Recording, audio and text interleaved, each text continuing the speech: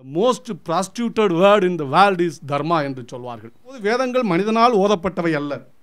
அது ஏதோ இறைவனால் அல்லது இயற்கையால் அசரீரியாக வந்தது என்று சொன்னபோது வேத காலத்தில் இருந்த பிராமணர்களே அதை எதிர்த்திருக்கிறார்கள். யஜ்ஞவல்கியர் வேதங்களை படுத்த யஜ்ஞவல்கியர் பிரியப்பட்ட உணவே பீஃப் தான். நாங்களெல்லாம் சொல்வோம் உலக தொழிலாளர்களே ஒன்று சேருங்கள், ஆனால் இந்திய தொழிலாளர்களே ஒன்று சேருங்கள் என்று சொன்னால் நான் சாதி வாரியாகத்தான் ஒன்று சேர்வேன். ஆக இந்த நாட்டார் வழக்குகள் என்று வருகிற போது நான் அதில் சிலவற்றில் மாறுபடுகிறேன் என்பதை நான் அடக்கத்தோடு சொல்லிக் கொள்கிறேன். விவாதத்திற்கு தேவையான ஒன்றாகவும் கருதுகிறேன். இந்த பசுவின் புனிதத்தை பாராட்டுகிற இதே காலத்தில் 12 ஆண்டுகளுக்கு ஒரு முறை நடக்கிற அந்த யாகத்தில் இன்றைக்கும் பிராமணர்கள் உண்டு கொண்டிருக்கிறார்கள். அதனுடைய நீட்சி நீங்கள் பார்க்க முடியும். எனவே என்ன முடிவெடுத்தான்? இனி மறவர் வீட்டு பெண்ணையெல்லாம் பல்லருக்கு கொடுப்பது, பல்லர் வீட்டு பெண்ணையெல்லாம் மறவர் எடுப்பது. இது நடந்தது தோழர்களே. இன்றைக்கும் ஒரு ஜாதி இருக்கிறது சிறு மறவர் என்று.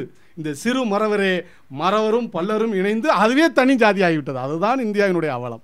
சாதி ஆணவங்களை களைவதற்கு எல்லா தளத்திலும் நாம் முயற்சிக்க வேண்டும். அதே நேரத்தில் சாதிகள் கடந்து அவற்றிலே ஒரு ஒற்றுமை உருவாக்குவதும் இந்த முதல் ஆதிக்கமாக இருக்கிற இந்த வேத ஆதிக்க முறை இருக்கிறதே, பெருதெய்வ வழிபாட்டு முறை இருக்கிறதே, சமஸ்கிருத பண்பாட்டு ஒடுக்குமுறை இருக்கிறதே, மொழி ரீதியாக இன ரீதியாக பண்பாட்டு ரீதியாக இருக்கிற அந்த ஒடுக்குமுறை எதிர்க்கிற பெரும் போராட்டத்திற்கு இவர்களையெல்லாம் அணி சேர்க்க வேண்டிய அவசியமும் இருக்கிறது.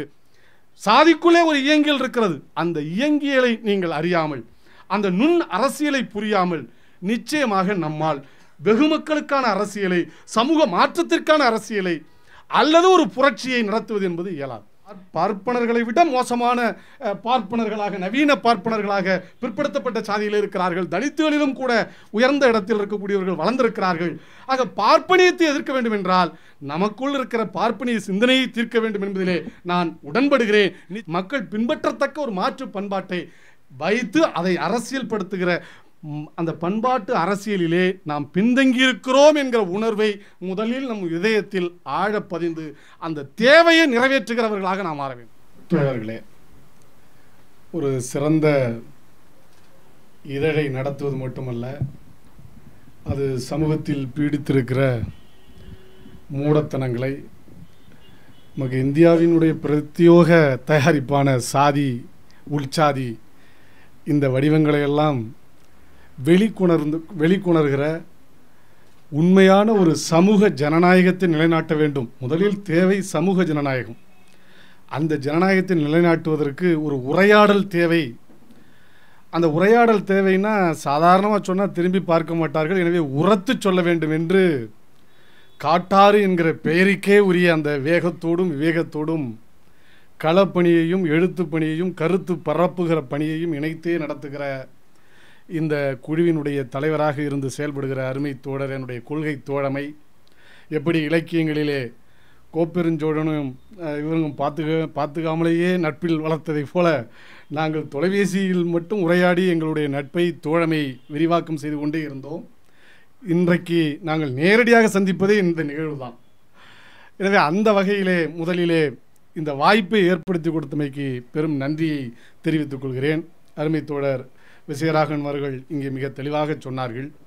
அதே போல் களப்பணியில் ஈடுபட்ட அத்தனை தோழர்களும் நேர்ந்த விஷயங்களை, அங்கு கண்ட காட்சிகளை, அதில் தங்களுடைய கருத்துக்களையும் இணைத்து இந்த கட்டுரைகள் முழுமையும் நேற்று இரவும் முதல் நாள் இரவு நான் பயணத்தில் இருந்த போதும் அதை படித்து தான் வந்தேன்.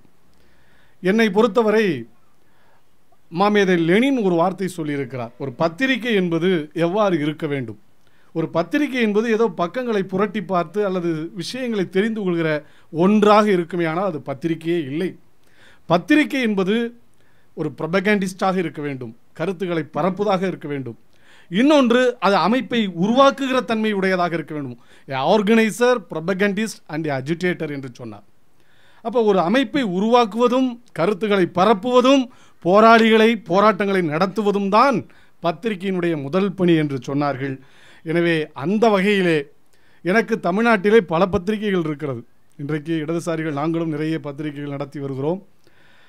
இன்னும் சொல்லப்போனால் மெயின் ஸ்ட்ரீம் பத்திரிகை என்று ஆயிரக்கணக்கில் வந்து கொண்டிருக்கிறது. அதற்கான வாசகர் பரப்பு எல்லை அதிகம்.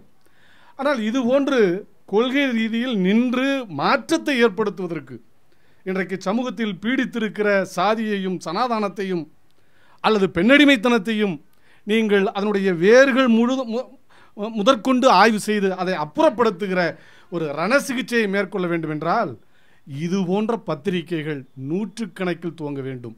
இது போன்ற பத்திரிகைகள் மிகப்பெரிய ஒரு செயல்பாட்டு தளத்தை உருவாக்கி தமிழ்நாட்டிலே ஒரு அறிவு மேம்பட்ட அறிவியல் மனோபாவம் உள்ள மக்களை, இன்னும் சொல்லப்போனால் ஒரு அறிவியல் சமூகமாக தமிழ் சமூகத்தை மாற்றியமைக்கிற அந்த மிகப்பெரிய பணியை தன்னுடைய லட்சியமாக கொண்டு செயலாற்ற வேண்டிய தேவை இருக்கிறது.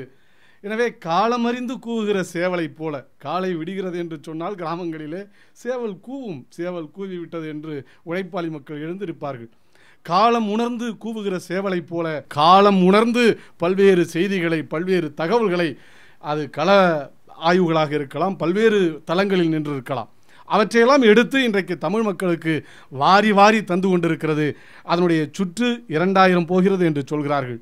அது 2000 ஆண்டில் 2000ஆக இருக்கலாம்.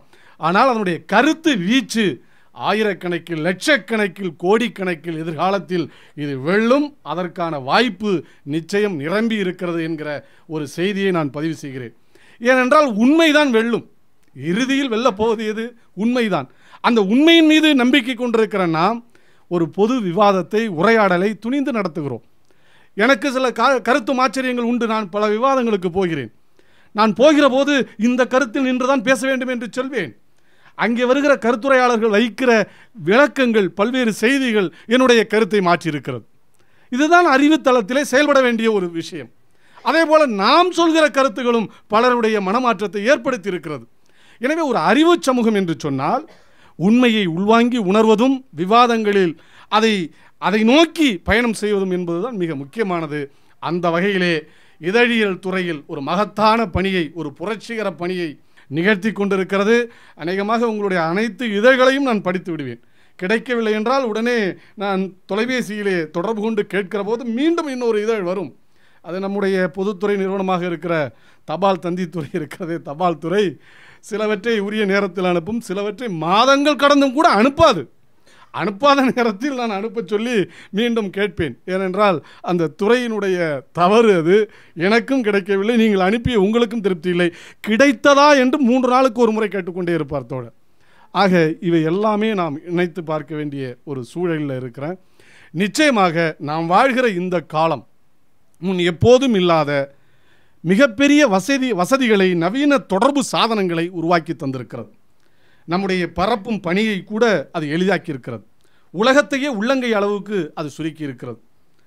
200 ஆண்டுகளுக்கு முன்பே மார்க்ஸ் சொன்னார், எதிர்காலத்தில் தகவல் தொழில்நுட்ப புரட்சி நடக்கும், புதிய அறிவியல் சாதனங்கள் உருவாக்கப்படும், படைக்கப்படும், அவை இன்றைக்கு மிகப்பெரிய பறந்து போயிருக்கிற உலகத்தை ஒரு உள்ளங்கை அளவிற்கு சுருக்கிவிடும் என்று சொன்னார். இன்றைக்கு அது நிகழ்ந்திருக்கிறது. பெரியாரும் கூட அறிவியல் சாதனைகளை தொன்று தொட்டு பாராட்டி வந்திருக்கிறார். அதுதான் மனமாச்சரியங்களை களைகிற மிகப்பெரிய ஆயுதத்தை தரும் என்றெல்லாம் சொல்லியிருக்கிறார். எனவே அந்த வகையிலே பார்க்கிற போது 21ஆம் நூற்றாண்டு எல்லா வாய்ப்புகளையும் பெற்றவர்கள். பலர் சொல்வார்கள் அசோகர் சாம்ராட் என்பார்கள். மகாராஜாவுக்கெல்லாம் ராஜா, சக்கரவர்த்தி. இங்கே சேர சோழ பாண்டியர், எங்களுடைய சோழ நாட்டை சார்ந்தவர் தான் அருமை தோழர் பாண்டியன் அவர்கள், வழக்கறிஞர் பாண்டியன் அவர்கள். இப்போதுதான் சந்தித்தோம். ஆனால் இந்த எல்லாவற்றையும் நீங்கள் இணைத்து பாருங்கள். தமிழ்நாடு சேர சோழ பாண்டியர்களாக பிளவுபட்டு தான் இருந்தது. இந்தியா ஏறத்தாழ ஒரு 1000 அரசுகளாக ஆளப்பட்டு தான் இருந்தது.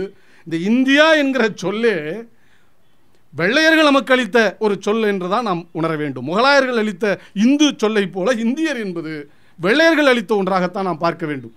எனவே ஒரு பரந்துபட்ட அரசு, ஆட்சி முறை, கிராம நடைமுறை என்று ஆசிய முறை என்று நாம் சொன்னாலும் இந்திய முறையாக இங்கே சாதி பின்னி பிணைந்திருக்கிறது. 21ஆம் நூற்றாண்டிலே இவ்வளவு வசதிகளை பெற்றிருக்கிறோம். மகாவீரர், சொல்ல போனால் மகாவீரர் அசோகருக்கு இந்த வசதி இல்லை.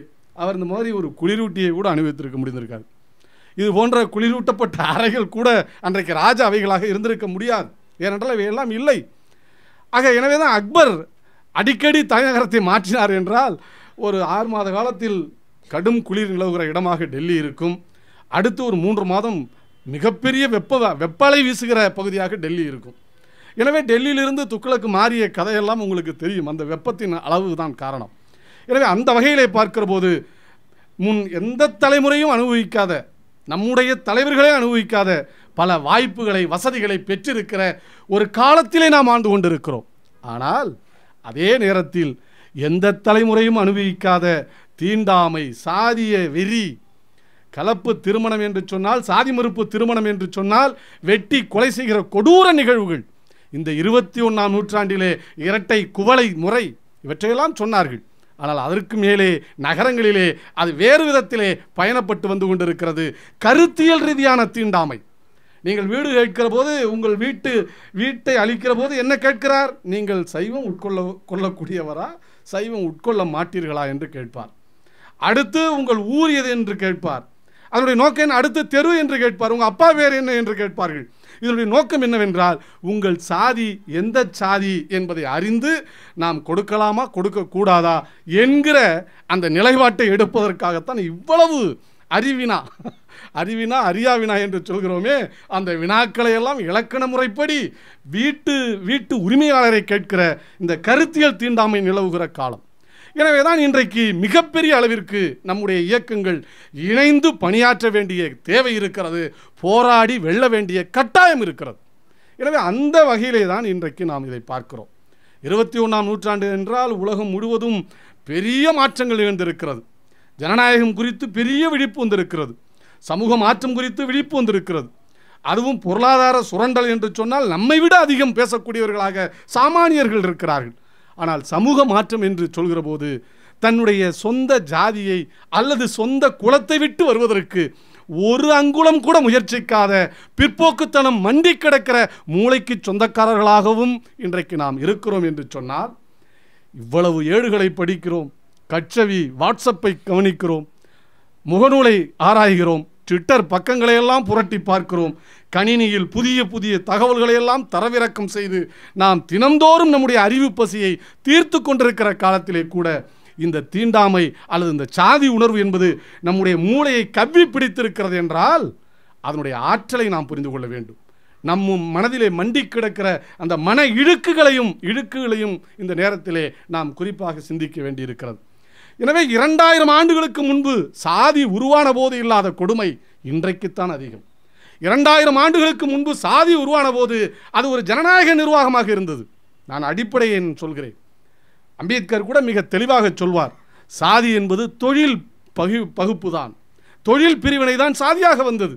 ஆனால் அதே சாதியை பிறப்பின் அடிப்படையிலே அது 4 வர்ணங்களாக உருவாக்கப்பட்ட போதுதான் பிறப்பின் அடிப்படையில் சடங்கு சம்பிரதாயம், இன்னும் சொல்ல போனால் அந்த ஜாதிக்குரிய கடமைகளை மீறக்கூடாது என்கிற கட்டுப்பாடு அது சமூக சட்டமாக, மனு சட்டமாக, அதையே தர்மமாக சொல்கிறார்கள் என்று சொன்னால் இந்தியாவிலே தர்ம ஆவேசம் நமக்கு வரும். ஆனால் the most prostituted word in the world is தர்மா என்று சொல்வார்கள். மிக மோசமான ஒரு சொல் இந்தியாவிலே தர்மம் என்கிற சொல்லுதான். இந்த தர்மத்தை நீங்கள் எல்லாவற்றிற்கும் பயன்படுத்தலாம். கீதையிலே நீங்கள் கிருஷ்ணன் பயன்படுத்திய அந்த தர்மம் எந்த தர்மம்? சாதிய கட்டுப்பாடுகளை மீறக்கூடாது என்று அறிவுறுத்திய தர்மம் தான் அந்த தர்மம். எனவேதான் நாம் இந்த தர்மத்தை பற்றி பேசுகிற போது நியாயத்தை பற்றி நாம் எண்ணி பார்க்க வேண்டியிருக்கிறது. எனவே தர்மம் உயர்ந்ததா நீதி உயர்ந்ததா என்றால் நீதி பார்ப்பட்ட சமூகம் என்பதுதான் அவசியமாக இருக்கிறது. ஏனென்றால் தர்மமே இன்றைக்கு நாம் அடிப்படையில் கிராமப்புறங்களில் சாதாரண சாமானிய மக்கள் உரையாடல்களில் சொல்கிற தர்மம் உண்மையில் அந்த அர்த்தத்தில் இல்லை என்பதை எண்ணி பார்க்க வேண்டும். எனவே 2000 ஆண்டுகளுக்கு முன்பு ஆரியர்கள் உள்ளே வந்தார்கள். இப்போது கூட 3 நாட்களுக்கு முன்பு பத்திரிகையில் மிக தெளிவாக வந்திருக்கிறது. நம்முடைய உயர் ஜாதியை சார்ந்த அவர்களுடைய ஜீன் தொகுப்புகள் இருக்கிறதே, அந்த ஜீனோம்கள் எல்லாவற்றையும் ஆய்வு செய்திருக்கிறார்கள். அதற்கு அடுத்து பிராமணர்கள் அல்லாத அல்லது திராவிடர்கள் என்று சொல்லக்கூடிய அத்தனை பேருடைய ஜீனோம்களையும் தொகுத்திருக்கிறார்கள். என்ன செய்தி தெரியுமா? உயர் சாதி என்று சொல்லக்கூடியவருடைய ஜீனோம் நம்முடைய ஐரோப்பிய வகைப்பட்ட ஜீனுக்கு 99 விழுக்காடு மிகச் சரியாக பொருந்துகிறது, 100க்கு 100 பொருந்துகிறது. ஆனால் அதற்கு கீழே இருக்கிற ஒடுக்கப்பட்ட சமூகம், சூத்திரர் என்று சொல்லக்கூடியவர்கள், தலித்துகள் என்று சொல்லக்கூடியவர்கள், மலைவாழ் பெருங்குடி மக்கள், இவர்களுடைய ஜீன் என்று சொல்லக்கூடிய அந்த ஜீனோம்கள் அத்தனையும் இன்றைக்கு அதற்கு நேர் எதிராக இருக்கிறது என்கிற தரவை இன்றைக்கு சொல்லியிருக்கிறார்கள். ஆக அறிவியல் பூர்வமாக நிறுவியிருக்கிறார்கள். நான் ஒரு செய்தியை சொல்வேன்.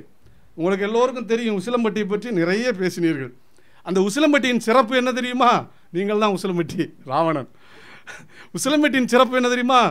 அங்கே ஒரு வீராசாமி தேவர் என்று ஒருவர் இருக்கிறார். அந்த வீராசாமி தேவனுடைய குரோமோசோம்களையும் ஜீன்களையும் ஆய்வு செய்தார்கள். அந்த ஜீன் அப்படியே 100% விழுக்காடு நம்முடைய ஆப்பிரிக்க மூதாதையர்கள், இன்றைக்கு வாழ்ந்து கொண்டிருக்கிற ஆப்பிரிக்க நாடுகள் இருக்கிற தென்னாப்பிரிக்காவில் இருக்கிற பல பழங்குடி மக்களுடைய ஜீனோம்களுக்கு மிகச்சமமாக இருக்கிறது என்ற உறுதியை அளித்திருக்கிறார்கள். ஆக என்ன, ஆரியர்கள் வந்தார்கள் என்றால் அதற்கு முன்பு நாம், ஏனென்றால் இதுதான் லெமுரியா கண்டம் குறித்த பல்வேறு தரவுகளை தந்திருக்கிறது. இந்துமா சமுத்திரமே நிலப்பரப்பாக இருந்திருக்கிறது. ஆப்பிரிக்காவும் நாமும் இணைந்து இருந்திருக்கிறோம். ஆப்பிரிக்க பண்பாடை பல நாடுகளில் தமிழ் பண்பாடு இருக்கிறது. மாயன் சிவிலைசேஷன் என்று சொல்கிறார்களே, அது என்னவென்றால் திராவிட பண்பாட்டின் கூறுகளோடு இருக்கிறதாக சொல்கிறார்கள். இன்னும் ஒருபடி மேலே செல்ல வேண்டும் என்றால் செனகல் என்கிற ஒரு நாடு இருக்கிறது ஆப்பிரிக்காவிலே. செனகல் சின்ன நாடு தான். அந்த செனகலினுடைய அதிபர் ஒரு முறை டெல்லிக்கு வந்தார். டெல்லிக்கு வந்தவர் இறங்கிய உடனே பத்திரிகையாளர் சூழ்ந்து கேட்டபோது சென்னை எங்கு இருக்கிறது, சென்னை எங்கு இருக்கிறது என்றே கேட்டுக்கொண்டிருக்கிறார். இந்த பத்திரிகையாளர்களுக்கெல்லாம் வேகம், வந்து இறங்கிய இடம் டெல்லி, இவரை வெளிநாட்டு பயணி, என்ன சொல்ல போனால் விருந்தினர், இவர் வந்தவுடனே சென்னை எங்கு இருக்கிறது, தமிழ்நாடு எங்கு இருக்கிறது என்று தொடர்ந்து கேட்கிறாரே என்று கேட்டபோது அந்த சென்னைகளினுடைய அதிபர் சொன்னாராம், தமிழ்நாடு அல்லது சென்னை என்பது என்னுடைய பூர்வ மண். செனேகல் மொழியிலே 80 விழுக்காடு தமிழ் சொல்கள் நிரவி இருக்கிறது. எனவே பல பழங்குடி, இந்தியாவிலே கூட கோண்டு பழங்குடி, நீங்கள் பீகாரிலே, ஊப்பியிலே, ஜார்க்கண்டிலே பல்வேறு இடங்களில் இருக்கக்கூடிய பழங்குடி மக்கள் பேசுகிற அந்த மொழி திராவிட மொழி என்கிறார்கள். எதற்கு சொல்கிறேன் என்றால், நாம் எல்லாம் ஒன்றாக இந்த கண்டங்கள் நகராது, கண்டங்கள் பிளவுபடுவதற்கு முன்பே இங்கே சமூகம் இருந்திருக்கிறது. அந்த சமூகத்தினுடைய பண்பாட்டு பின்புலத்தில் இருந்துதான் தமிழ் போன்ற மொழிகள், தமிழ் பண்பாடு, திராவிட பண்பாடு என்று நாம் சொல்லக்கூடிய அவை அத்தனையும் வந்திருக்கிறது. அதில் ஒரு கூரை அவர் மிக தெளிவாக சொல்கிறார்கள். இன்றைக்கு பல பழங்குடி மக்கள் ஆப்பிரிக்காவில் இருக்கிறார். நெல்சன் மாண்டேலாவே ஒரு பழங்குடி இனத்தை சார்ந்தவர் தான். நெல்சன் மண்டேலாவினுடைய அந்த புகழ்பெற்ற அருமையான வாழ்க்கை வரலாறு புத்தகம் இருக்கிறது. நீங்கள் எல்லோரும் படித்திருப்பீர்கள் என்று நினைக்கிறேன். இல்லை என்றால் படிக்க வேண்டும். இந்த my long March to the freedom என்று அது ஆங்கிலத்தில் இருக்கிறது. அந்த புத்தகத்திலே இவருக்கான ஜனநாயக உணர்வு எவ்வாறு வந்தது என்பது குறித்து ஒரு விளக்கமான ஒரு செய்தியை சொல்வார். ஏனென்றால் இவரே ஒரு பழங்குடி இனத்தலைவரனுடைய குடும்பத்தை சார்ந்தவர் தான். இவருடைய அப்பா அந்த மன்னருக்கு, மன்னர் என்றால் நாம் சொல்கிற மன்னர் போல அல்ல, பழங்குடி தலைவருக்கு சேவகம் செய்யக்கூடிய அல்லது அதில் மிகப்பெரிய முக்கிய பொறுப்பில் இருக்கக்கூடியவர் தான். சிறு வயதிலே அந்த மன்னர் இவங்க வீட்டுக்கு வருவாங்க. நம்ம மன்னர்கள் மாதிரி அந்த ரஜ கஜ போன்றவர்கள்லாம் கிடையாது. அங்கே பழங்குடி இனத்தவர்கள் சாதாரணமாக வந்து விடுவார்கள். அப்படி வந்து பேசி கொண்டிருப்பதை கேட்பது நெல்சன் மண்டேலாவுடைய வாடிக்கை. அப்படி கேட்கிற போது அங்கே இருக்கிற ஒவ்வொரு குழுவினுடைய தகவல்களையும் கருத்துகளையும் கேட்டறிந்துதான் முடிவெடுத்து பழங்குடி இன சபையிலே அதை முடிவாக அறிவிப்பார்கள். ஆக இனக்குழு வாழ்க்கை முறையிலே கூட ஜனநாயக உணர்வு என்பது, கருத்துக்களை கேட்பது என்பது, கருத்து பிரதிவாதம் என்பது மிக நேர்த்தியாக இருந்தது. எனவேதான் நான் விடுதலைக்கு பிறகு தென்னாப்பிரிக்கா என்கிற ஒரு நாடு கட்டமைக்கப்படுமே ஆனால் அதிலே இப்படிப்பட்ட ஜனநாயக முறைகள் எல்லாம் வளர்த்தெடுக்கப்பட வேண்டும் என்பதிலே நான் உறுதியாக இருந்தேன் என்று அந்த சுயச்சரிதையிலே அவர் சொல்வார். இதைத்தான் நாம் எல்லாவற்றிலும் பார்க்கலாம். இங்கே இந்தியாவில் எடுத்துக்கொண்டால் கூட காந்தியினுடைய அணுகுமுறை அப்படிதான் இருந்தது. இப்படியெல்லாம் நான் சொல்வதற்கு ஒரு பெரும் சமூக பெரிய சமூகம், பன்மைத்துவம் நிறைந்த சமூகம், அதே நேரத்தில் வேறுபாடுகள் நிறைந்திருக்கிற சமூகம், சாதியால் பின்தங்கி இருக்கிற சாதி, தாழ்த்தப்பட்டவர்கள், உயர்ந்த ஜாதி என்று சொல்லக்கூடியவர்கள், இப்படிப்பட்ட ஒரு சமூகம். இந்த சமூகத்துக்குள்ளே இந்த ஜாதி உணர்வை அகற்ற வேண்டும் என்பது சாதாரண செயல் அல்ல. எனவேதான் 2000 ஆண்டுகளாக தொடர்ந்து இந்த போராட்டம் நடக்கிறது. 2000 ஆண்டுகளுக்கு முன்பு ஜாதி ஸ்தாபிக்கப்பட்ட போது நீங்கள் சொல்வார்கள் கணம், இதுதான் ஆரிய வார்த்தை, கணம் என்று சொல்வார்கள். கணத்தை நிர்வகிப்பவன் யார்? கணபதி. கணத்திற்கு அரசன் கணபதி. இந்த கணபதி என்ன செய்வான்? 3 ஆண்டுகளுக்கு ஒரு முறை கூட்டம் நடக்கும், மகாசபை கூடும். இன்றைக்கு நம்முடைய கிராம சபைகள் கூடுவதைப் போல மகாசபை கூடும். மகாசபையிலே யார் பிராமணனாக இருப்பார்கள், யார் சத்திரியனாக இருக்க வேண்டும், யார் சூத்திரனாக இருப்பது, யார் வைஷ்ணவனாக இருப்பது என்கிற தேர்ந்தெடுத்த முறையில் தான் நடந்திருக்கிறது. நான் சொல்கிற போது உங்களுக்கு அதிர்ச்சியாக இருக்கும்.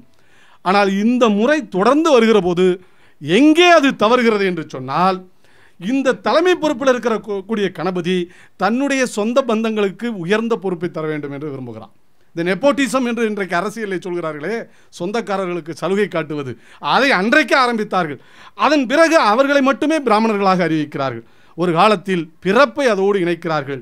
பிறப்பின் அடிப்படையில் பிராமணன் என்கிற இந்த சாதிய பகுப்பு முறை என்பது வருகிறது. ஆரம்பத்தில் நாம் சொல்கிற அந்த ஜாதி ஜனநாயகத்தன்மை இருந்தது தான். ஆனால் அதுவே பிறப்பின் அடிப்படையில் அதற்கான சடங்குகளை உருவாக்குகிற போது, அதற்கான இதிகாசங்களை உருவாக்குகிற போது, இன்னும் சொல்ல போனால் வேதங்களை உருவாக்குகிற போது அது புனிதப்படுத்தப்பட்ட ஒன்றாக கட்டிப்படுத்தப்படுகிறது. எனவே அது சாதியாகவே மாறுகிறது. எனவே சாதி பகைமை என்பதும் அன்றைக்கே துவங்கிவிட்டது. எனவே தான் சத்திரிய பிராமண போராட்டத்தை நம்முடைய இதிகாசங்களிலே பார்க்க முடியும். நீங்கள் நிறைய பார்க்கலாம். சத்திரிய பிராமண போராட்டத்தை நீங்கள் பார்க்க முடியும். சொர்க்கம் என்று சொன்னால் எல்லாருக்கும் பொது என்றார்கள். ஆனால் சத்திரியர்களுக்கு அதில் இடமில்லை என்றுடன் திருசங்கு சொர்க்கலோகத்தை உருவாக்கினார்கள். இவர் முனிவர், அவர் பேர் என்ன, அவரே உருவாக்கினார். அவரே சுக்கராச்சாரியார். எனவே அவரே உருவாக்கினார்கள். அப்போ இது என்ன தெளிவை காட்டுகிறது என்றால், மிகப்பெரிய போராட்டங்களும் அடக்குமுறை எதிர்த்த போராட்டங்களும் நடந்திருக்கிறது. எனவே தான் இதை எல்லாவற்றையும் நாம் இணைத்து பார்க்க வேண்டியிருக்கிறது. எனவே இன்றைக்கு 2000 ஆண்டுகளுக்கு பிறகு எல்லோரும் அமைதியாக ஏற்றுக்கொண்ட ஒரு சமூக அமைப்பு அல்ல சாதி அமைப்பு முறை. இந்த சாதி சமூகத்தை எவ்வாறு களைந்தெறிவது என்கிற தொடர் போராட்டமும் அதன் வாயிலாக கிடைத்திருக்கிற அனுபவங்களையும் நாம் பெற்றிருக்கிறோம். ஆனாலும் இந்த சாதி அரக்கனை நம்மால் வீழ்த்த முடியவில்லை. காரணம் என்ன? அது மன ரீதியாக ஒவ்வொருத்தருடைய வாழ்வியலோடு இணைந்திருக்கிறது. நீ எங்கே சாதி வருகிறது? ஒன்று பிறப்பின் போதே துவங்கி விடுகிறது. அடுத்து திருமண உறவிலே அது மீண்டும் புதுப்பிக்கப்படுகிறது. திருமணத்திற்கு பிறகு மீண்டும் பார்த்தால் இவை எல்லாம் ஒரு செயின் ரியாக்ஷன் என்பதை போல, ஒரு தொடர்ச்சியை போல தொடர்ந்து இதுவே வாழ்க்கை, அதற்கு படைக்கப்பட்ட அடிமைகளைப் போல நாம் வாழ தலைப்பட்டிருக்கிறோம் என்கிற ஒரு செய்தி நமக்கு கிடைக்கிறது. ஆக இதிலிருந்து எங்கே மாறுபடுவது? எனவேதான் இந்த சாதிய அமைப்பு முறையை புனிதப்படுத்துகிற வேதங்களை எதிர்க்க வேண்டும். வேதங்கள் குறித்து வருகிற போது வேதங்கள் மனிதனால் ஓதப்பட்டவை அல்ல.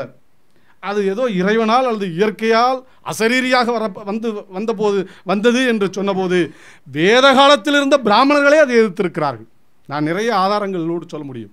நிறைய எதிர்த்திருக்கிறார்கள். ஆனால் என்ன செய்தி என்றால், அவையெல்லாம் அந்த குரல்கள் எல்லாம் ஒடுக்கப்பட்டு மிக சிறுபான்மை குரலாக நாத்திகம், இந்து தத்துவியல் 12 தத்துவியல், அந்த 12 தத்துவியல் 10 தத்துவியல் கடவுள் மறுப்பை உச்சரிக்கக்கூடியது. இந்து மதத்தினுடைய அத்தனை கூறுகளையும் எடுத்து பாருங்க. அது சாங்கியமாக இருக்கலாம், மீமாம்சையாக இருக்கலாம், எல்லாவற்றையும் எடுத்து பகுத்து பார்க்கிற போது கடவுள் இருப்பு என்பதே அங்கு இல்லை. அதிலிருந்து தான் பௌத்தம் கிளைத்து வருகிறது. பௌத்தத்திலே உதயனார் என்பவர் அன்றைக்கு வைத்த கேள்வி 16 கேள்வி இன்றைக்கு கூட எவனாலும் பதில் சொல்ல முடியவில்லை. கடவுள் இருப்புக்கு என்ன காரணம் என்று சொன்னார்களோ அது இல்லை, அந்த இருப்பிற்கு இவையெல்லாம் காரணமில்லை என்று 16 கேள்விகளை உதயனார் வைத்தானே. கிட்டத்தட்ட ஒரு 800 ஆண்டுகளுக்கு முன்பு, 1000 ஆண்டுகளுக்கு முன்பு அதை இன்று வரை மறுப்பதற்கு எவரும் தயாராக முடியவில்லை என்று சொன்னால் இவையெல்லாம் நாம் பார்க்க வேண்டும். எனவே தான் இந்த அத்தனையும் நாம் இணைத்து பார்க்கிறோம். அப்போ ஆரியர்கள் இங்கே வந்தார்கள், வெறும் ஆண்களாக வந்தார்கள், நம்முடைய பெண்களை. எனவே தான் ஆரிய ஆண்கள் பூணூல் அணியலாம், பெண்கள் அணிய முடியாது, பெண்கள் சூத்திரர்கள். இது ஐயா பெரியார் அவர்கள் தொடர்ச்சியாக சொல்வார். பெண்கள் கூட அதே போல் அம்பேத்கர் அவர்களும் மிக தெளிவாக சொல்லியிருக்கிறார். இந்தியாவிலே பெண்ணடிமை எங்கு வருகிறது என்றால் இந்த உபநயனத்திலிருந்து வருகிறது. உபநயனம் பிராமண ஆண்களுக்கு உரிமை, ஆனால் பிராமண பெண்களுக்கு இல்லை.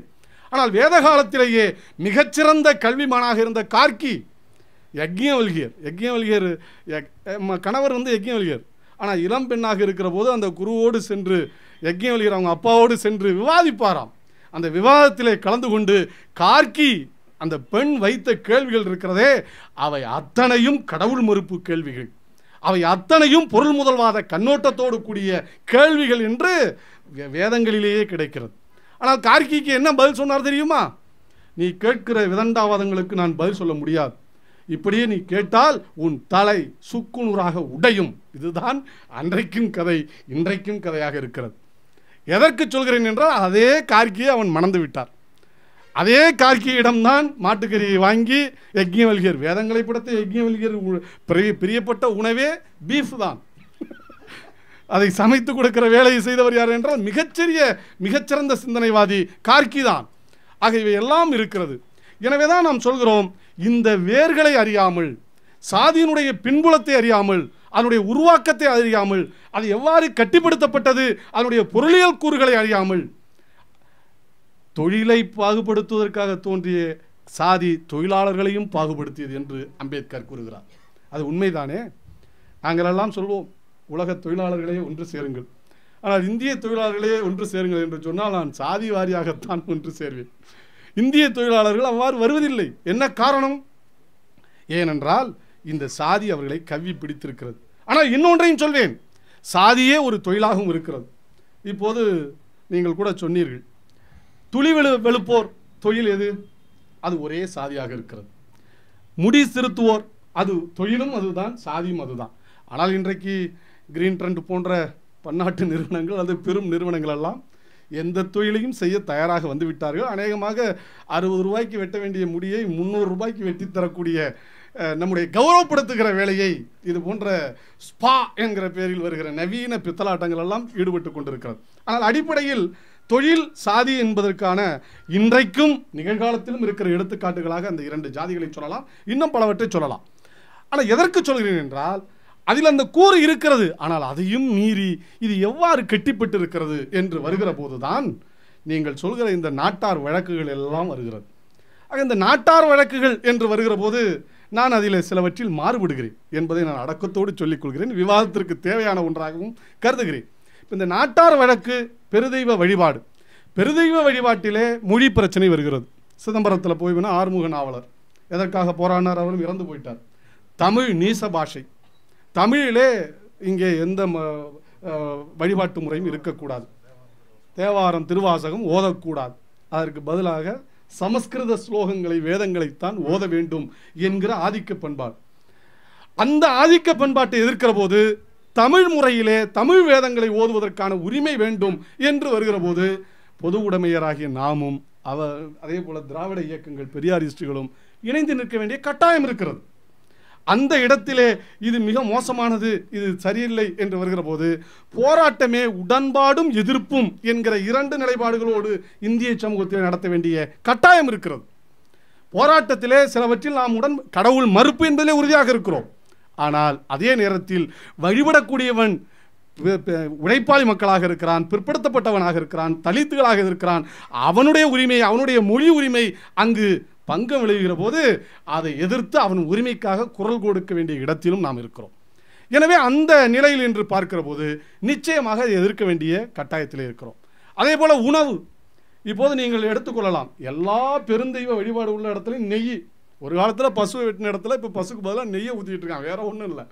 இன்றைக்கும் பிராமணர்கள் 12 ஆண்டுகளுக்கு ஒரு முறை இந்த நைஷ்டிக பிரம்மச்சரியம் என்று சொல்வார்களே, அதை போல மிகச்சிறந்த பிராமண வித்வான்கள்லாம் ஒரு இடத்தில் கூடி ஒரு யாகம் செய்வார்கள். இன்றைக்கும் நடக்கிறது, நம்முடைய காவிரிக்கரையிலும் நடக்கிறது. அந்த யாகத்தில் இரவு 1 மணிக்கு ஒரு பெரிய யாக குண்டத்திலே போட்டு நெய்யை ஊற்றி அதிலே சில மாமிச துண்டுகளை போட்டு வறுத்து ஒவ்வொரு துண்டாக உண்பார்கள். ஒவ்வொருத்தரும் ஒரு துண்டு உண்பான். அது வேறு எதுவும் இல்லை, பசுவின் துண்டு தான். பசுவினுடைய கறியை இந்த பசுவின் புனிதத்தை பாராட்டுகிற இதே காலத்தில் 12 ஆண்டுகளுக்கு ஒரு முறை நடக்கிற அந்த யாகத்தில் இன்றைக்கும் பிராமணர்கள் உண்டு கொண்டிருக்கிறார்கள். அதனுடைய நீட்சி நீங்கள் பார்க்க முடியும். ஆக இவை எல்லாவற்றையும் நம்ம இணைத்து பார்க்கிற போது பெருந்தெய்வ வழிபாட்டில் இருக்கிற அத்தனை அம்சங்களையும் நம்ம எதிர்க்க வேண்டிய கட்டாயத்தில் இருக்கிறோம். அதே நேரத்தில் ஒரு அபாயம் இருக்கிறது. இன்றைக்கு விஸ்வ இந்து பரிஷத், அதே போல RSS என்று சொல்லக்கூடிய மிக மோசமான ஒரு பிற்போக்கான அமைப்பு, மனித உணர்வுக்கே எதிராக இருக்கக்கூடிய ஒரு அமைப்பு. அந்த அமைப்பு 200 அமைப்புகளை நடத்தி வருகிறது. பெண்களுக்கு என்று பார்த்தால் பல அமைப்புகளை நடத்துகிறார்கள். இன்றைக்கு நம்முடைய கிராமங்களிலே விளக்கு பூஜை சர்வசாதாரணமாக நடக்கிறது. எல்லா கோவில்களிலும் விளக்கு பூஜை நடத்துகிறார்கள். இஸ்லாமியர்களுக்கு என்று ஒரு அமைப்பு இருக்கிறது, கிறிஸ்தவர்களுக்கு என்று ஒரு அமைப்பு இருக்கிறது. ஆக எல்லாவற்றிற்கும் அமைப்புகளை துவக்கி இருக்கிறார்கள். ஆக பேசிஸ்டுகள் நம்மை போல் இல்லை, நம்மை விட 500 ஆண்டுகளுக்கு அப்புறம் எப்படி ஒரு சமூகம் இருக்க வேண்டும் என்பதை சிந்தித்து செயல்படக்கூடியவர்களாக இருக்கிறார்கள். அத்தனை அறிவியல் சாதனங்களையும் பயன்படுத்துகிறார்கள். ஆனால் இந்த விஷயங்கள் வருகிற இந்த காலத்தில் நாம் எவ்வாறு இந்த போராட்டங்களை நடத்துவது? உண்மைதான், சாதிய வெறி இருக்கிறது, குலதெய்வ வழிபாட்டிலே பல குறைபாடுகள் இருக்கிறது. ஆனால் பண்பாட்டு ரீதியாக இங்கே நான் சொல்கிற போது ஒரு செய்தியை கட்டாயம் சொல்ல வேண்டியிருக்கிறது. தமிழ்நாட்டினுடைய சமூக வரலாற்றை பார்க்க வேண்டும். தமிழ்நாட்டினுடைய சமூக வரலாற்றில் சாதியை எதிர்த்த போராட்டங்களும் எல்லா சாதியும் நினைத்து நடத்திய போராட்டங்களும் இருக்கிறது. நான் உங்களுக்கு ஒரு உதாரணத்தை சொல்வேன். உங்களுடைய கள பணியாளர்கள் நிச்சயமாக இதையும் அந்த பகுதிகளில் சென்று ஆய்வு செய்ய வேண்டும். சிங்கமுனரி என்று இருக்கிறது. சிங்கமுனரி ஜமீனாக அன்றைக்கு இருந்தது. சிங்கமுனரியிலே 2 இனங்கள் தான் இருக்கிறது. ஒன்று இந்த தேவர் மறவர், இன்னொன்று தேவேந்திர குல வேளாளர் என்று இன்றைக்கு சொல்லிக் கொள்கிற பள்ளர்கள். இந்த மறவர்களுக்கும் பள்ளர்களுக்கும் தீரா பகை, அது இன்று நேற்று அல்ல, அன்றைக்கே வந்து விட்டது. அந்த தீரா பகையின் காரணமாக ஜமீன்களுக்குள் போராட்டம் நடக்க, சிறு அரசர்களுக்குள் போர் நடக்கும்ல, அதில் முழுவதும் இந்த ஜமீன் தோற்கடிக்கப்படுகிறது. தொடர்ந்து தோற்ற காரணத்தால் அங்கே இருக்கிற பெரியவர்கள் 2 பகுதியை சார்ந்த பெரியவர்களும் ஒரு பெரிய ஆலமரத்துக்கு அடியிலே உட்கார்ந்து வழக்கம் போல கட்ட பஞ்சாயத்து நடக்கிறது. அதில் என்ன வருகிறது என்றால், நாம் 2 பேரும் பிளவுபட்டு இருக்கிற காரணத்தால் தான் எதிரி அரசர்கள் நம்மை வென்று விடுகிறார்கள். எனவே நாம் ஒன்றுபட்டு நிற்க வேண்டும். அது வெறும் ஒற்றுமையாக வாய்ப்பேச்சில் இருக்கக்கூடாது. நடைமுறையிலே, நிகழ்விலே, வாழ்வியலோடு இணைந்த ஒற்றுமையாக இருக்க வேண்டும் என்று அவர்கள் முடிவு செய்கிறார்கள். எனவே என்ன முடிவெடுத்தான்? இனி மறவர் வீட்டு பெண்ணையெல்லாம் பல்லருக்கு கொடுப்பது, பல்லர் வீட்டு பெண்ணையெல்லாம் மறவர் எடுப்பது. இது நடந்தது தோழர்களே. இன்றைக்கும் ஒரு ஜாதி இருக்கிறது, சிறு மறவர் என்று. இந்த சிறு மறவரே மறவரும் பல்லரும் இணைந்து அதுவே தனி ஜாதி ஆகிவிட்டது. அதுதான் இந்தியாவினுடைய அவலம். அதுதான் இந்த ஜாதியை மறுத்து நீங்கள் சென்ற போது கூட, ஜாதியை மீறி திருமணம் செய்த போது கூட அது ஒரு ஜாதியாக வருகிறது. எனவே இவை எல்லாவற்றையும் நாம் இணைக்க வேண்டிய அவசியம் இருக்கிறது. அந்த நல்லெண்ணம் உள்ளவர்கள் நாடு என்று வருகிற போது ஒன்றுபட்டு குறைந்தபட்சம் ஒரு பேச்சுவார்த்தை நடத்தி ஒரு முடிவுக்கு வந்தார்கள் அல்லவா? அது இன்றைக்கு நம்மை பார்த்தால் பிற்போக்குத்தனமாக தெரியும். அன்றைக்கு அது ஒரு மாபெரும் புரட்சி. எனவே அதுபோல பல நல்ல கூறுகள் சமூகத்திலே இருக்கிறது. அந்த கூறுகளை எல்லாம் கிரகித்து எடுத்து, இன்னும் சொல்ல போனால் இதைத்தான் இன்றைக்கு ஆரிய பண்பாடு சமஸ்கிருதமயமாக்கல் என்கிற முறையிலே நம்மையெல்லாம் உண்டு செரித்து அது கொழுக்கிறது. அசிமிலேஷன் என்று சொல்வார்கள். திருதராஷ்டிரன் என்று சொன்னால் என்ன? திருதராஷ்டிர ஆலிங்கானம் என்பார்கள். ஏனென்றால் அவனுக்கு கண்ணு தெரியாது. எதிரியை கிட்ட வரவைத்து அரவணைப்பான். அரவணைக்கிற போது அவனுக்கு அசூர பலம் வந்துவிடும். அந்த அரவணைப்பிலேயே அவனுடைய எலும்புகள் அத்தனை நொறுங்கி அவன் கூழாகி விடுவான். அதே போலதான் இன்றைக்கு ஆரியம் செய்கிறது. நம்முடைய பண்பாடுகளை எல்லாம் அரவணைப்பதை போல அரவணைத்து அவற்றையெல்லாம் கூழாக்கி அவற்றையெல்லாம் செரித்து தின்று கொடுத்து கொண்டிருக்கிற ஒரு பண்பாடாக, மேட்டிமை பண்பாடாக அல்லது ஆதிக்க பண்பாடாக, ஆதிக்க சாதியாக, அதிகாரம் செலுத்தக்கூடிய சாதியாக இன்றைக்கு மாறியிருக்கிறது என்று சொன்னால், அதன் தன்மையை அறிந்து அதனுடைய தகவமைப்பை தெரிந்து ஒவ்வொன்றாக நாம் வெட்டேறிய வேண்டிய காலத்திலே இருக்கிறோம். இங்கே தான் நாம் எல்லாவற்றையும் நினைத்து பார்க்க வேண்டிய அவசியம் இருக்கிறது. எனவே நாட்டார் பண்பாடு என்பது பல மோசமான விஷயங்கள் இருக்கிறது, நான் ஒத்துக்கொள்கிறேன். அது இன்னும் சொல்ல போனால் கந்தனை ஸ்கந்தனாக்கி விட்டார்கள். அப்புறம் ஐயனாரை சிவனின் பிள்ளைகளாக்கி விட்டார்கள். இப்படி பல சிறு தெய்வங்களை எல்லாம் பெருதெய்வ வழிபாட்டோடு இணைத்து விட்டார்கள். சிறு தெய்வ வழிபாட்டில் இருக்கக்கூடிய பூசாரிகளை எல்லாம் விஸ்வ இந்து பரிஷத்து அரவணைத்து பூசாரிகள் மாநாட்டையும் செய்து மிக சிறப்பாக தங்களுடைய நிகழ்ச்சி நிரல்களை அரங்கேற்றி கொண்டிருக்கிறார்கள். இந்த அஜெண்டாஸ் என்று சொல்லக்கூடிய அந்த மறைமுக நிகழ்ச்சி நிரல்களை எல்லாம் தொடர்ந்து அரங்கேற்றி கொண்டே இருக்கிறார்கள். ஆக இந்த காலகட்டத்தில் நாம் எவ்வாறு செயல்படுவது, நமக்கான கொடுக்கப்பட்டிருக்கிற இந்த சூழலை எவ்வாறு நான் புரிந்து கொள்வது, எவ்வாறு விளங்கிக் கொள்வது, இதிலிருந்து நம்முடைய போராட்டத்தை வெற்றிகரமாக மாற்றுவது எப்படி என்று வருகிற போது நிச்சயமாக அதில் இருக்கிற பண்பாட்டு கூறுகளை நாம் ஆய்வு செய்ய வேண்டியிருக்கிறது. நீங்கள் சொன்ன அத்தனை நிலையும் உண்டு. ஏன், ஒரு செய்தியை சொல்வேன். எங்கள் ஊருக்கும் பக்கத்தில் குன்னலூர்னு ஒரு ஊர் உண்டு, ஐயா தெரியும். அந்த குன்னலூரில் மிக முக்கியமான சமூகம் என்றால் பல்லர்கள். அவங்களுக்கு ஒரு கோயில் இருக்குது. அது என்னமோ ஐயனார் கோயிலே என்னமோ சொல்வார்கள். அந்த சாமி கண்ணை குத்திடும், பொம்பளை பிள்ளைகள்லாம் வந்துடக்கூடாது என்று சின்ன வயதிலே சொல்வார்கள். அந்த சாமிக்கு கிடா வெட்டுவார்கள் வருஷத்துக்கு ஒரு முறை. அந்த கிடா வெட்டி அங்கேயே சாப்பிட்டு வந்துடுவான். அந்த கோயிலுக்குள் இன்று வரை பறையர்கள் செல்ல முடியாது. நீங்கள் மேட்டிமை சாதியை சொல்கிறீர்கள், இடைநிலை சாதியை சொல்கிறீர்கள். ஏனென்றால் இவை எல்லாம் நீங்கள் இணைத்து பார்க்க வேண்டிய அவசியம் இருக்கிறது. இன்னொன்றையும் சொல்கிறேன். ஒரு மிகப்பெரிய தென் மாவட்டங்களில் ஒரு மிகப்பெரிய ஒரு சாமி இருக்கிறது. அந்த சாமியின் பெயர் எனக்கு சரியாக தெரியவில்லை, ஆனால் அந்த செய்திகள் இருக்கிறது. அந்த சாமி, அதை ஒரு தலைவன், ஒரு கம்மா உடச்சி போயிடுச்சு மழை காலத்தில், அதை நின்று காப்பாற்றி செத்தே போயிட்டான் அந்த கம்மாய் நீரில். எனவே அந்த ஊருக்கு பாத்தியப்பட்ட அத்தனை பேரும் அவனை சாமியாக்கி விட்டார்கள். இன்றைக்கும் வழிபாடு நடக்கிறது. சாமி தலித்து சாமி தான், ஆனால் வழிபடக்கூடியவர்கள் அத்தனை சாதியை சார்ந்தவர்களும் இருக்கிறார்கள். அதை போலவே பல செய்திகள் இருக்கிறது. நீங்கள் இந்த மாரியம்மா வழிபாடு என்று வருகிற போது எங்கே வந்தது? இது ரொம்ப காலத்திற்கு பிந்தி வந்த ஒன்று தான்.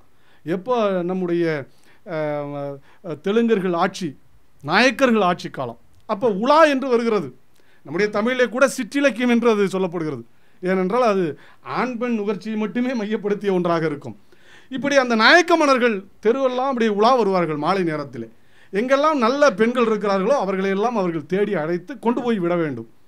இதற்கு பயந்து பலர் அழகான பெண்கள் என்றால் கவுத்து வைத்திருப்பார்கள், அல்லது தெரிந்து விட்டது என்றால் குதிரையில் போட்டு அடைச்சிருவாங்க. ஒரு நாள் 2 நாள் அல்ல, 1 மாதம் அவன் தேடி வர்ற போது அடைத்து வைத்தால் என்ன செத்து போயிடுவான். செத்துப்போன அந்த பெண்ணையெல்லாம் அம்மையாக்கி, அதுதான் அம்மன் வழிபாடாக பல இடங்களில் வருகிறது. அப்போ ஒவ்வொன்றிற்கும் ஒரு சமூக பின்புலமும் இருக்கிறது. அந்த காலத்தில் நடந்திருக்கிற மிக முக்கியமானது இருக்குது, சாதி மறுப்பு திருமணம். நீங்கள் அதுதான் மதுரை வீரன். இந்த மதுரை வீரனுக்கு வழிபாடு பார்த்தீங்கன்னா, ஒரு பக்கம் சக்கிலியர்கள் வழிபடுவார்கள், இன்னொரு பக்கம் பிராமணர்கள் வழிபடுவார்கள். பிராமண பெண்ணை திருமணம் செய்து அதை வெற்றிகரமாக நடத்திய ஒரு செய்தியும் இருக்கிறது. இந்த பக்கம் நூல் கட்டி, அதாவது ஒரு சேலையை கட்டி இந்த பக்கம் பிராமணர்கள் வேண்டுவதும் அந்த பக்கம் சக்கிலியர்கள் வேண்டுகிற கதையும் தொடர்கிறது என்று பேராசிரியர் சிவசுப்பிரமணியம் போன்றவர்கள் இந்த பதிவுகளை எல்லாம் தந்திருக்கிறார். அப்போ நம்முடைய பணி என்பது இது முட்டும் முதலுமாக ஒதுக்கிவிட முடியாது. என்னுடைய தாழ்மையான வேண்டுகோள், என்னுடைய பார்வை என்பது, உங்களிலிருந்து சிறிது நான் மாறுபடுகிறேன். உங்களுடைய மிகச்சிறந்த இந்த பணியை நான் பாராட்டுகிறேன். இது தேவையானது. தமிழ் கூறுகிற நல்லுலகம் ஒரு அறிவியல் உலகமாக, அறிவியல் சமூகமாக படைக்கப்பட வேண்டும் என்றால் இவை அத்தனையும் தேடி தேடி நாம் போராட வேண்டிய அவசியம் இருக்கிறது, கொண்டு வர வேண்டிய அவசியம் இருக்கிறது. ஆனால் இவற்றையெல்லாம் கொண்டு வருவது மட்டுமல்ல, இவற்றையெல்லாம் இணைத்து இந்த ஆதிக்க பண்பாட்டை எதிர்க்கிற போராட்டத்திற்கு இதை எவ்வாறு பயன்படுத்துவது என்கிற ஒரு டெக்னிக்காலிட்டிஸும் அதில் ஒளிந்திருக்கிறது. ஆக அதை வருகிற போது முழுக்க வெறும் சிறுதெய்வ வழிபாடு, ஜாதி குல வழிபாடு என்கிற முறையிலே நாம் ஒதுக்கிவிட முடியாது, கூடாது என்பது என்னுடைய கருத்து. அதில் இருக்கிற இந்த போராட்ட உணர்ச்சி, ஏனென்றால் நீங்கள் என்னதான் சொன்னாலும் இந்த பூசாரிக்கு அவன் மாநாடு நடத்துகிறான், பெரிய பெரிய பட்டங்கள் தருகிறான், ஒருபோதும் ஸ்ரீரங்கத்திலே அவன் அர்ச்சகனாக முடியாது. அனைத்து சாதிக்கும் அர்ச்சகர் என்று சொல்கிறோம் என்றால் நாம் நாத்திகர்கள். நாம் ஏன் அத்தனை ஜாதிக்கும் அர்ச்சகர் என்று கேட்கிறோம்?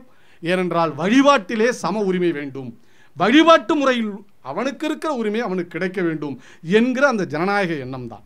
எனவே அந்த அடிப்படையிலே பார்க்கிற போது நிச்சயமாக இவற்றையெல்லாம் நாம் உணர வேண்டும். அவற்றில் இருக்கிற பல்வேறு மிக மோசமான செய்திகளை மாற்றுவதற்கு, அந்த நடைமுறைகளை மாற்றுவதற்கு, சாதி ஆணவங்களை களைவதற்கு எல்லா தளத்திலும் நாம் முயற்சிக்க வேண்டும். அதே நேரத்தில் சாதிகள் கடந்து அவற்றிலே ஒரு ஒற்றுமையை உருவாக்குவதும், இந்த முதல் ஆதிக்கமாக இருக்கிற இந்த வேத ஆதிக்க முறை இருக்கிறதே, பெருதெய்வ வழிபாட்டு முறை இருக்கிறதே, சமஸ்கிருத பண்பாட்டு ஒடுக்குமுறை இருக்கிறதே, மொழி ரீதியாக, இன ரீதியாக, பண்பாட்டு ரீதியாக இருக்கிற அந்த ஒடுக்குமுறை எதிர்க்கிற பெரும் போராட்டத்திற்கு இவர்களையெல்லாம் அணி சேர்க்க வேண்டிய அவசியமும் இருக்கிறது. அப்படி வருகிற போது நாம் இவற்றையெல்லாம் புறந்தள்ளிவிடக் கூடாது என்பதை நான் இந்த நேரத்திலே சொல்லிக்கொள்ள கடமைப்பட்டிருக்கிறேன். நிச்சயமாக உயிருக்கு பயமின்றி, உயிரை துச்சமென மதித்து இது அத்தனை தரவுகளையும் எடுத்து வந்திருக்கிறீர்கள். இங்கே பேசிய தோழர்கள் அத்தனை பேரும் பேசிய போது உள்ளபடியே நான் மெய்மறந்து இருந்தேன். ஏனென்றால் அவ்வளவு உறுதியாக இருந்த காரணத்தால் தான் இவற்றையெல்லாம் எடுக்க முடிந்தது. அவ்வளவு உறுதிப்பாடு இருக்கிற காரணத்தால் தான் அத்தனை செய்திகளையும் நீங்கள் தெரிவித்து அதை பொது விவாத தளத்திலே கொண்டு வந்து வைத்திருக்கிறீர்கள்.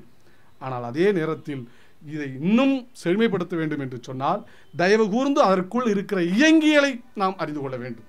சமூகத்திற்கு ஒரு இயங்கியல் இருக்கிறது, சாதிக்குள்ளே ஒரு இயங்கியல் இருக்கிறது. அந்த இயங்கியலை நீங்கள் அறியாமல், அந்த நுண் அரசியலை புரியாமல் நிச்சயமாக நம்மால் வெகு மக்களுக்கான அரசியலை, சமூக மாற்றத்திற்கான அரசியலை அல்லது ஒரு புரட்சியை நடத்துவது என்பது இயலாது. எனவே தான் சொல்கிறேன், இதே செங்கிஸ்கான் 1000 ஆண்டுகளுக்கு முன்பு, செங்கிஸ்கான் சாதாரண வீரன். நான் எவ்வாறு வந்தான்னு அவனுடைய வாழ்க்கை வரலாறு புத்தகங்களாக இருக்கிறது, படிக்கணும். இன்னும் சொல்ல போனால் அந்த மங்கோலாய்ட்ஸ் என்று சொல்கிறோமே, அதுக்கு என்ன சொல்லுவோம்? மங்கோலியர்களில் 2500 வகைகள் இருக்கிறார்கள். அந்த சிறு சிறு இனக்குழுக்களை எல்லாம் எவ்வாறு சேர்த்தான் என்பதிலே தான் அவனுடைய மாவீரம் இருக்கிறது.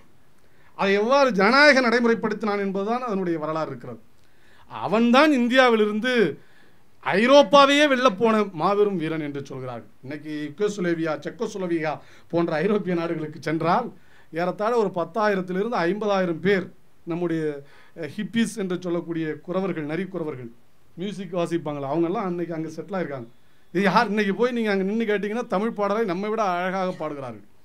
எல்லா மொழி, இந்தியாவில் இருக்கிற அத்தனை மொழிகளிலும் பாடல்களை நகர்த்துகிறார்கள். பாடி ஆட்டங்கள் எல்லாம் போடுகிறார்கள். யாருன்னு விசாரித்தா, செங்கிஸ்கான் படை நடத்தி போன போது அந்த படை வீரர்களை மகிழ்விப்பதற்கு இவர்களையும் அழைத்து சென்றிருக்கிறார். இவங்க அங்கேயே செட்டில் ஆயிட்டாங்க.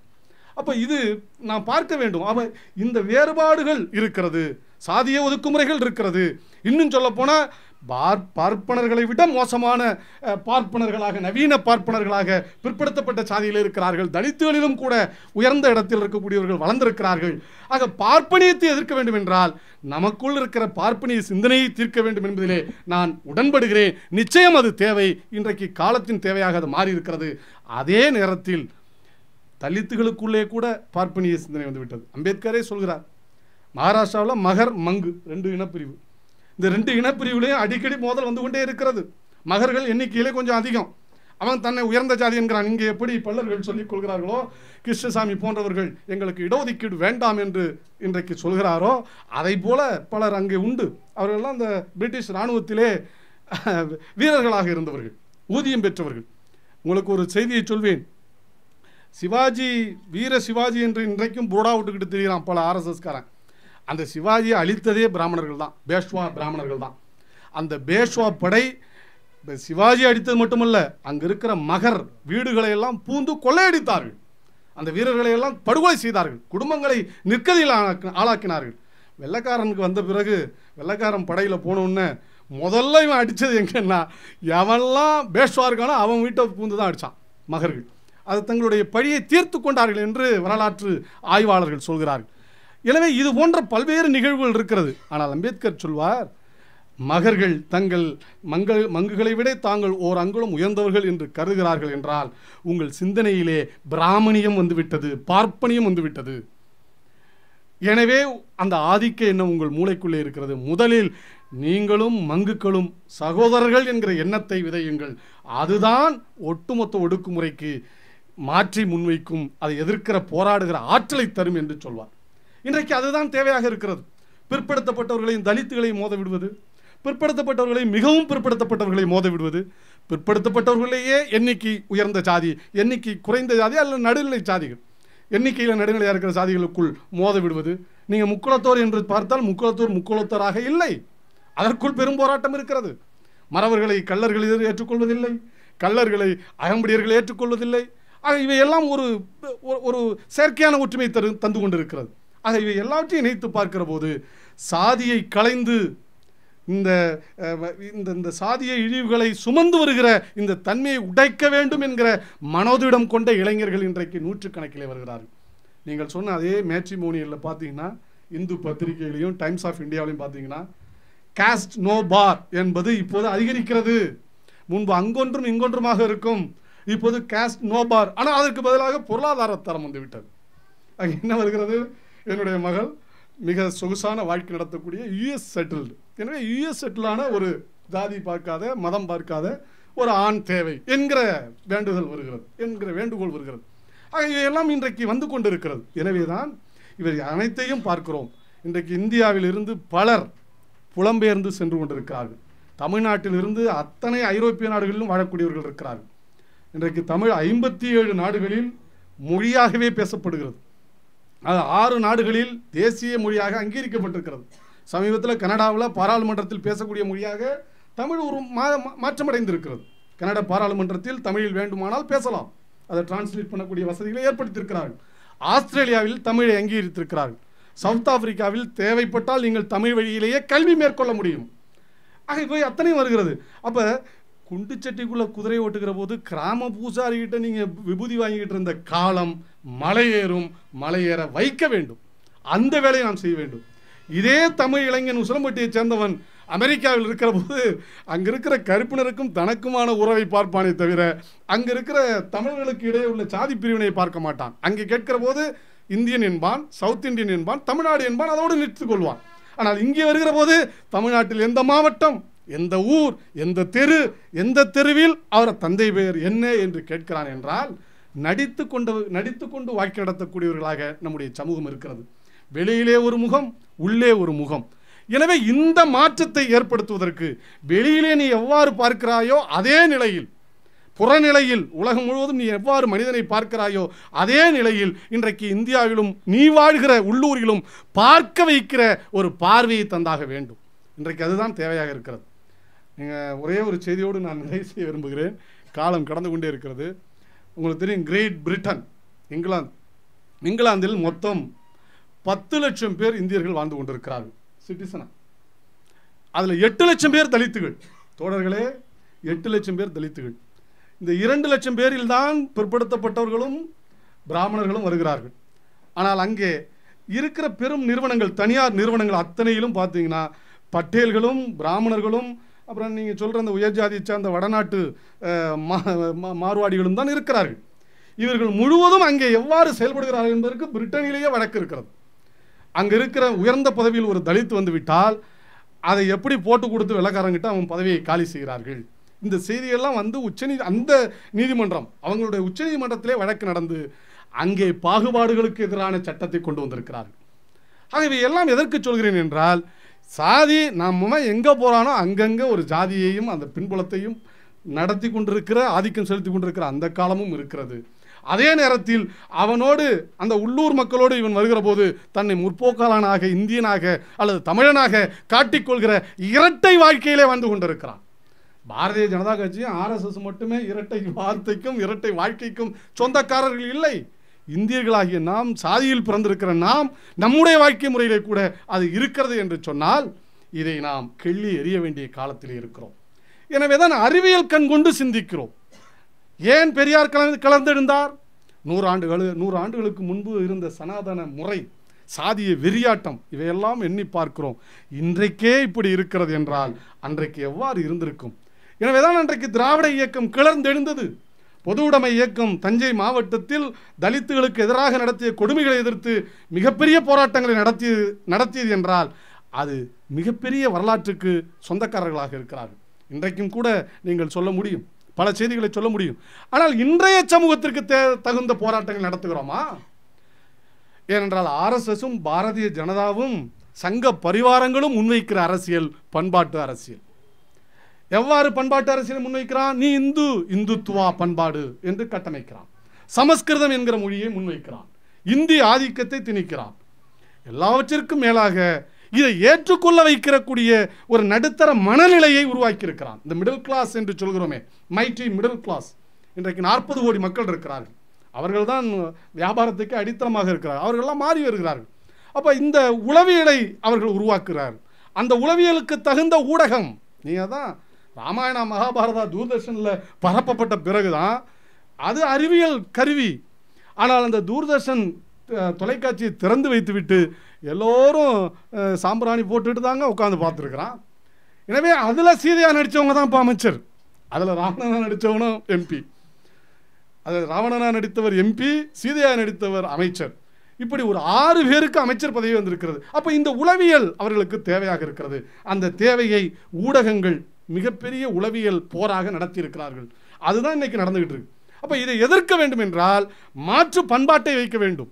மாற்று அரசியலை வைக்கிறோம் இடதுசாரிகள், மாற்று பொருளியல் கொள்கையை வைக்கிறோம், மாற்று விவசாய முறையை வைக்கிறோம், எல்லாவற்றிலும் மாற்று மருத்துவத்தை கூட வைக்கிறோம். ஹோமியோபதி எடுத்துங்க, உணவுல பேலியோ நீங்கள் சொன்னால் அது நாங்கள் சொன்னது போதா. பேலியோ உணவை இப்போ எங்கள் தோழர் மகேந்திரன் 8 மாத காலமாக நிகழ்த்தி கொண்டிருக்கிறார். ஏறத்தாழ 12 கிலோ குறைந்து விட்டார். தோழருக்கு தான் நன்றி சொல்லணும். பேலியோ உணவு முறை மாற்று வைக்கிறோம், மருத்துவத்தில் மாற்ற வைக்கிறோம். ஆனால் பண்பாட்டுக்கு என்ன மாற்ற வைக்கிறோம்?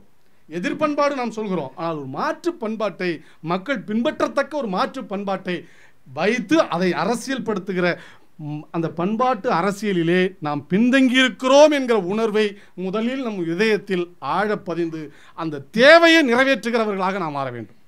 இது இடதுசாரிகளால் முடியலை. ஆனால் சிந்திக்கிறார்கள், நிறைய சிந்திக்கிறார்கள். எனவே தான் இங்கே உடன்பாடும் போராட்டமும் என்கிற அந்த ஒன்றை நாம் இங்கே பிரயோகிக்க வேண்டியிருக்கிறது.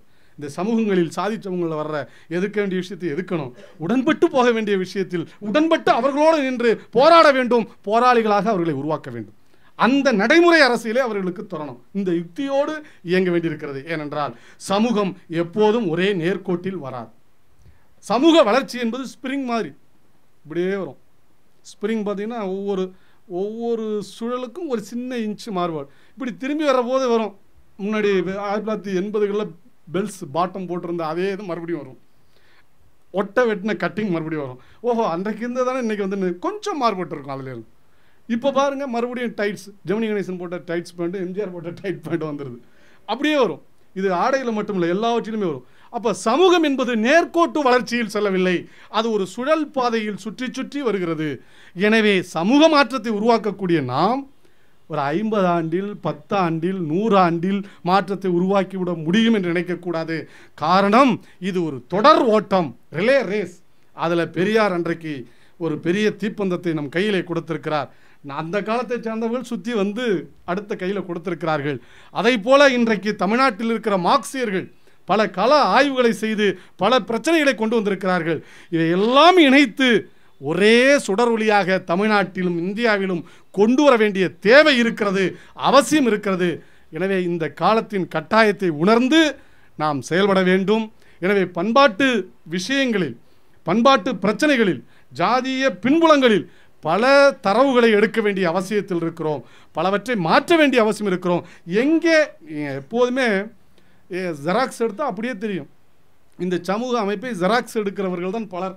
ஆனால் நாம் மார்க்சியர்களாகிய நாமும் அதை போல திராவிட இயக்கங்களை சார்ந்தவர்களும் எப்படி இருக்கிறோம்? நாம் ஜெராக்ஸ் நகல் எடுப்பவர்கள் அல்ல, நாம் எக்ஸ்ரே எடுப்பவர்கள். எக்ஸ்ரே எடுக்கிற போதுதான் எந்த இடத்துல எலும்பு முறிஞ்சிருக்கும், எந்த எலும்பு முறிஞ்சிருக்கு, அந்த முறிவு எவ்வளவு தூரம் இருக்குது, அதை எவ்வாறு கட்டுப்போடுவது என்று மருத்துவம் தெரியும்.